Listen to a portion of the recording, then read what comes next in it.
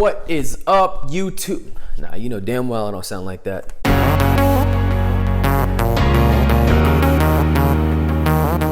So I hope you guys enjoy that little cinematic clip I just showed you of the car. For today's video, I wanted to do a walk around or a walkthrough of the car to get the chance to show you guys what kind of mods I've done to it.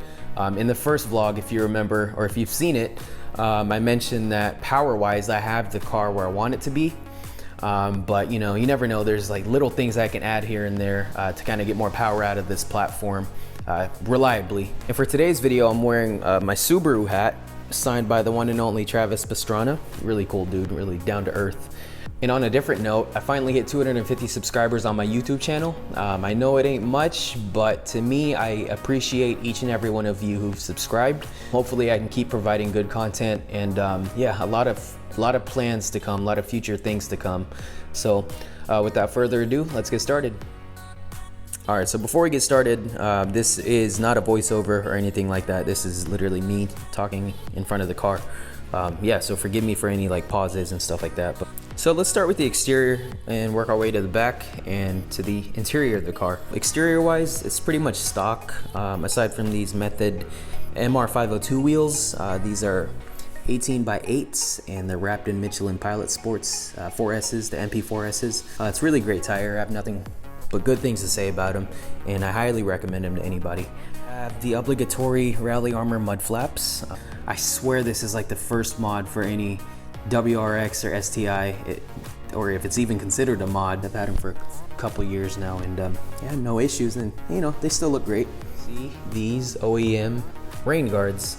You know, this is a really quality part. The only complaint I have is I think they're really loud when you have the window down. You can definitely hear them. So other than that, they've been solid for a couple years. Right here is the rear window overlay from Melee.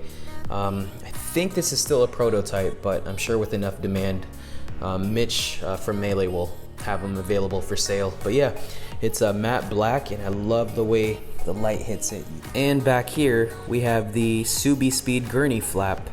You know, I get a lot of crap for this one just because it's held by 3M. Honestly, I've actually pulled the car while it's in neutral, pulled it using this. It's a good quality part. I know the Perrin one uses screws, but man, I cannot get myself to drill into this. I don't know, in the future I might do a duckbill or maybe even a carbon fiber trunk. Well, we'll just have to see. So yeah, these are OEM rear splash guards. I think they look really good. Just, you know, it kind of adds a little something here. This is held on here by some 3M tape and some screws right here on the bottom. Eventually I do want to get some rear spats that kind of stick out right here just to add a little more to the look. I mean, I just think it's really plain as it is right now.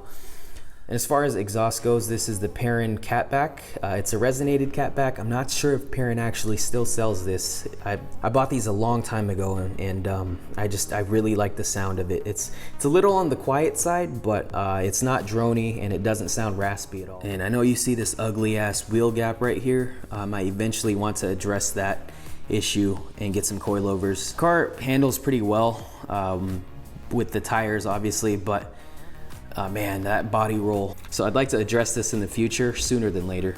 And I'm not sure if I mentioned, but this is the limited model. So I have the steering responsive LED headlights, and I just put on, you know, some overlays right there for that little look. It looked really nice with my gold wheels when I had them.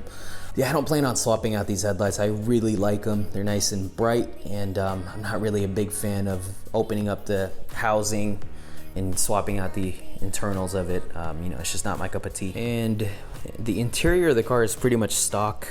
I really like these leather seats, as douchey as that sounds, so I don't plan on swapping them out for anything. Here we have the OEM STI door sills. I got them for like 30 bucks used, and they look really good with the car, honestly. And of course I have the WRX overlays. I'm not a big fan of them, but it kind of protects it when I accidentally step on it. One of my most favorite shift knob. It is an OEM piece from an older STI, correct me if I'm wrong, but it's titanium and it's just not too heavy, not too light. If you check eBay, they're actually going for a couple $100 right now used. So this is yeah, if you can get your hands on one, I suggest doing that. This is a great shift knob. And then as far as power mods go, I'm gonna start with this Process West Cooler. So there's the Verticooler and then there's the Cooler. I opted for the Cooler just because it was a couple $100 cheaper. And honestly, this is a good, you know, second level intercooler. I've had no issues with heat ever since I've, you know, had it on here. And then of course you have the big SF intake by Cobb, you know, for the whoosh whoosh. And I know people say it's not really necessary unless, you know, you're going for that high horsepower, but before I had this intake, I think if I remember correctly, I was pushing 282 and I want to say 313 torque. But after I got, you know, retuned and redynoed, I ended up with 303 wheel and 327 foot-pounds of torque. It gives you a minor performance increase, but you know, honestly, like I like the whooshy sound. We have the Perrin Wrinkle Red charge pipe. I'm not really sure if it has any performance gains, or you know, if it did, it'd be very minor, but it looks really good. You know, matches the car. And over here we got the Melee Design Firm battery mount paired with the Odyssey PC680 battery. This lightweight kit weighs approximately 13.8 pounds. You know, it's a lot of weight shredded from the stock battery, and you know, it helps out if you're doing autocross or any kind of racing.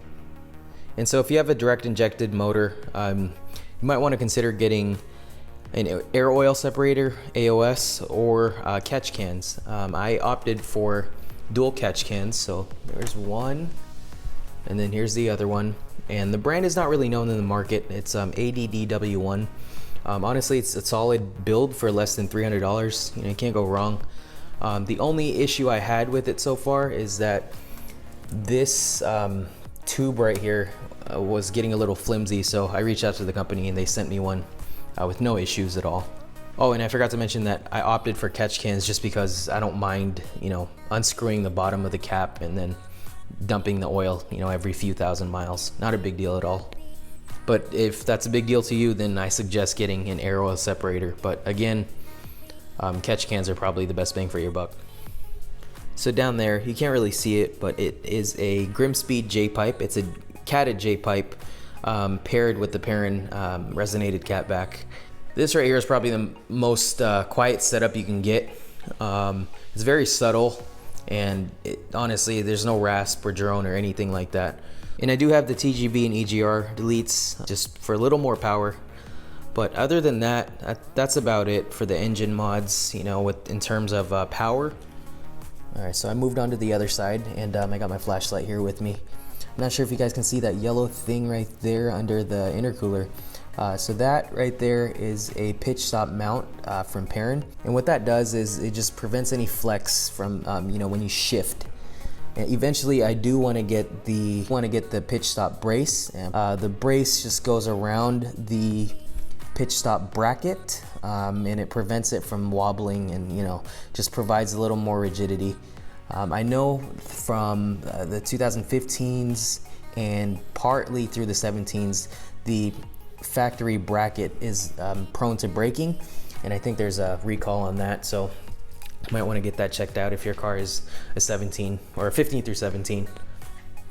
And in addition to the pitch stop mount, this car also has the steering dampener lockdown kit, and that just provides a more responsive steering. So as far as transmission supporting mods, I do have the Group N transmission mount paired with the white line positive shift bushings, along with the shift gate and the shift bushing.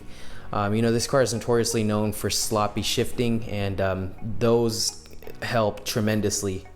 And honestly, it wasn't even that expensive, you know, if you do the work yourself. So if you really want to feel a huge difference with the car, I suggest looking into those types of mods. And aside from the J-pipe, and those who successfully replace their own J-pipes know which bolt I'm talking about.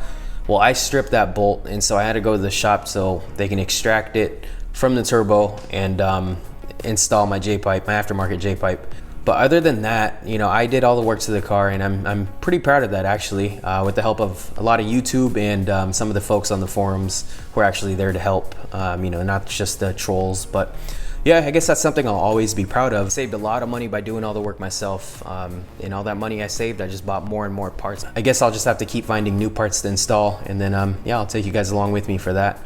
So think I'm gonna wrap it up for now. Any questions, just feel free to write a comment. I'll see you guys in the next video. Thanks for watching.